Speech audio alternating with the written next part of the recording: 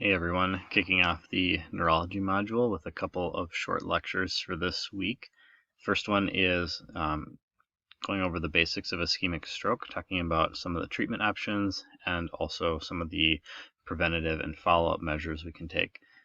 We will talk a little bit more about this during emergency medicine and critical care, as neurological emergencies have a few more complexities associated with them that I want you to know for this particular module, but since stroke patients are a huge portion of what you'll see if you work in neuro, it's important just to kind of understand the basics. Fortunately, there's not a whole lot of medications, and we've talked about most of them already. It probably doesn't hurt me to say how common strokes are and how big of a deal strokes are. They have a huge impact on people's lives, and they're very common. One of the most common hospital presentations are strokes or stroke-like symptoms. So anybody with a neuro-type symptom presentation is probably going to get screened for a stroke. And we do that with CT imaging to see if it's a bleed or an ischemic stroke. So we'll be focusing on ischemic strokes during this lecture. Bleeds are a little bit more different to treat and usually have more complicated outcomes associated with them. But in general, strokes are the leading cause of adult disability. There's a number of risk factors here, but basically age is a significant risk factor. So older people, just by nature of having older blood vessels, are going to be much more at risk for stroke than a younger person.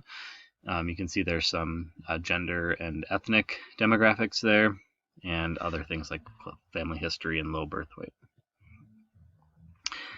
Just again reiterating that we're going to be focusing on ischemic strokes, so that would be some sort of a blockage causing an infarction in the brain, versus a hemorrhagic stroke. It's usually caused by an aneurysm or some other type of blood vessel abnormality that causes a bleed into the brain. Both can have very similar symptoms. Of course, the treatment's quite different. Risk factors. So there's a huge focus on risk factors with stroke, and in fact, a lot of what we've talked about already, the idea is if you manage your hypertension, manage your cholesterol, manage your blood pressure, then hopefully you reduce your stroke risk. And so we've already covered some of that at this point, so it's not really worth rehashing, other than just to say that that's really the ultimate preventative care. That's what we're trying to prevent happening, and more to lower the sorry, I'm kind of tripping over my words here. Theoretically, if we can work on some of those things like diabetes, hypertension, smoking cessation, we can reduce the total number of strokes we experience. I put a question mark by diabetes because while it's widely agreed that diabetes is a good, or targeting diabetic goals is going to have a positive health impact on a person, there is actually not great evidence that it prevents strokes in the long term, compared to like reducing blood pressure and stopping smoking, which have very strong correlations with decreasing stroke risk. Oral contraceptives, pregnancy, and menopause, hormone, HRT stands for hormone replacement therapy. We're going to talk more about those during the summer, but at this point, all I really want you to know is that taking hormones, especially oral contraceptives, menopause, or the estrogen and progestin levels that go up significantly during pregnancy, can increase your risk for a variety of clots, and specifically stroke is one of those. It can up to double the risk. That depends on what you're taking. For example, doses vary. So pregnancy, a patient is probably going to have much higher hormone levels than if they're on an oral contraceptive, and then menopause is hormone doses are kind of somewhere in the middle there. And most of the time, depending on what estrogen dose you're on, that's going to be correlating directly with your risk of having a thromboembolic event. And so the higher the dose, in this case pregnancy being the highest, even though it's not a dose of a medication, right? Your body's just naturally higher in hormone, that puts you at the highest risk.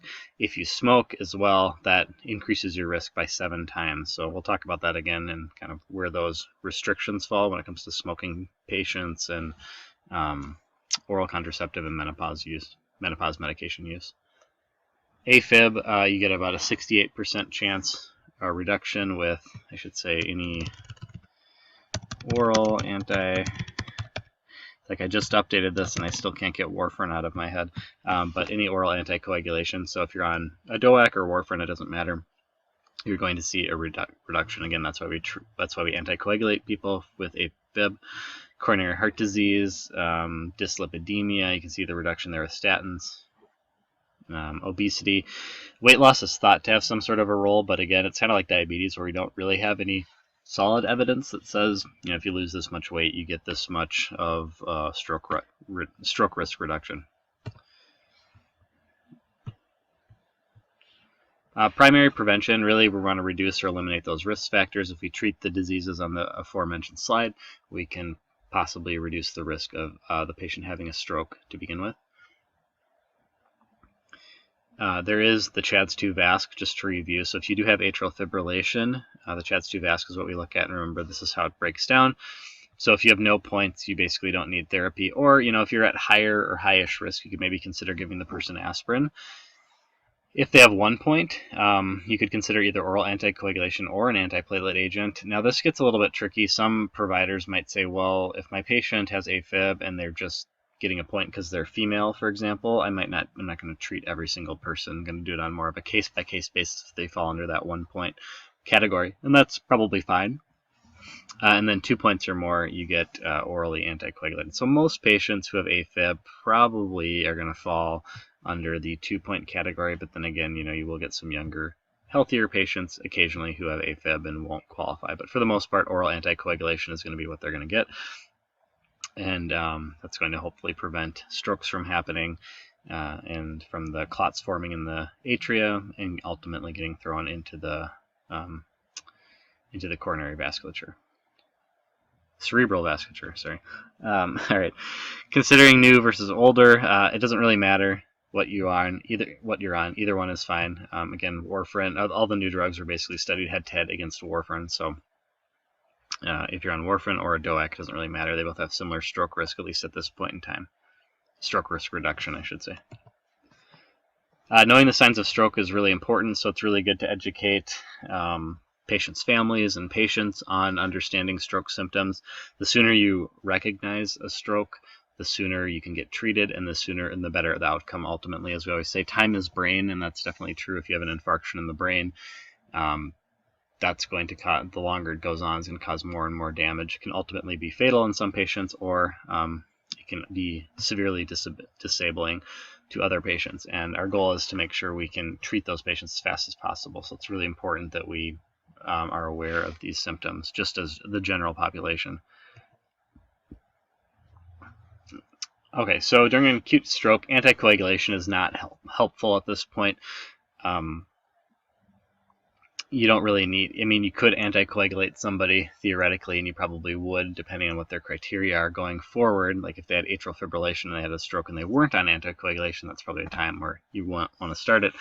But in the acute phase, it doesn't do anything, because all anticoagulation really does is prevent a new clot from getting bigger. It doesn't dissolve a clot or break down the clot. So really we want to give a drug that actually actively breaks the clot up, and that's what thrombolytics do. And so the major drug we use is called alteplase, or TPA, which is tissue plasminogen activator. You can give it within 4.5 hours of symptom onset. Technically 3 hours is preferred, but really seconds equal brain cells. So if anyone has a stroke symptom, it's best to get them to a hospital, call an ambulance, get them, we talk about door to needle time when it comes to stroke. So we want to get that person in the hospital. We want to get them into CT. If you call ahead and they're coming in an ambulance, they can get the CT scanner ready to go for a patient. Once they get a CT, then they can confirm whether or not it's ischemic or hemorrhagic in nature, and then they can give a dose of TPA if that's indicated for that patient. They don't meet any restrictive criteria. It's really the gold standard in stroke therapy. There's nothing else you can really do. There are some interesting interventional radiology strategies where they can go in and maybe do small doses of TPA intravascularly, but that's a little bit different. I'm not going to talk about that today. We'll talk about TPA again, but I just want to bring it up quick. Just to show the mechanism. So tissue plasminogen activator does exactly like it sounds. It activates plasminogen, which promotes the activation of plasmin, and then that dissolves fibrin, and fibrin degrades, and then your clot breaks down. Alteplase has a ton of exclusion criteria, as you might imagine. It's not something we want to give just anyone, because if the flip side of this, of course, is you can have bleeding risk. So if somebody has a history of a brain bleed, if somebody has internal bleeding or recent surgery, those things all eliminate you from being used for alteplase. Now, the big things we can check right away are blood pressure. So if somebody comes into an ER or you work ER, you're going to see these things done all the time where people are like, all right, what's the blood pressure? What's their glucose? What's their INR? Are they on any existing anticoagulation? Those are kind of the big ones to ask. You can check the blood pressure right away and the glucose. We can check an INR. If they aren't on anything, then you probably don't need to do that, but a lot of times they'll get an INR anyway, just in case, we don't know, and like, oh, it turns out grandma's on warfarin and we didn't really know. That would be bad to give somebody on warfarin a dose of alteplase. You'd increase their risk of bleeding substantially.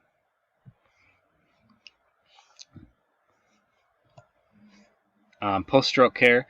So basically, once somebody's gotten alteplase, then you need to decide how to treat them and how to move forward. The first step is really to maximize therapies for all those things we already talked about. So there's statin, antihypertensive regimen, diabetes, smoking cessation, and then looking at antiplatelet therapy, aspirin, 50 to 100 milligrams a day. So most stroke patients should be on an 81 milligram aspirin. That's the US dose that's available.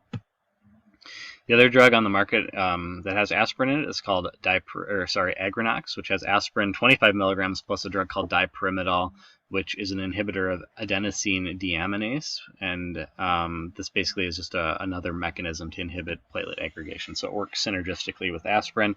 It's specifically made for stroke secondary prevention, and it's twice daily dosed. You can also use clopidogrel or Plavix brand name by itself. That's the only P2Y12 inhibitor that we have studied in this, so you can't use prasugrel. In fact, you might remember prasugrel in stroke patients is kind of a no-no.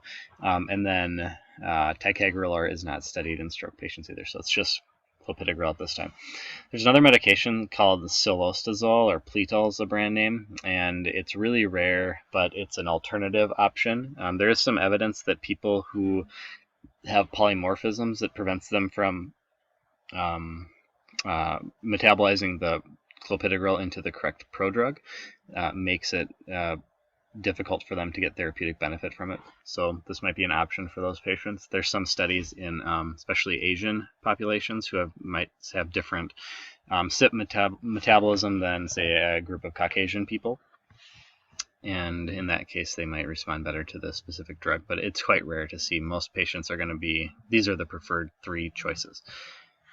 I usually just do monotherapy with one of them, and they are all studied equally. There's no one that's preferred over the other. For a while, people thought Plavix was probably the better one, but there's not really good evidence to support that it's any better than plain aspirin. Some people may say that the evidence leans towards supporting Plavix or Agrinox as being slightly superior to plain aspirin.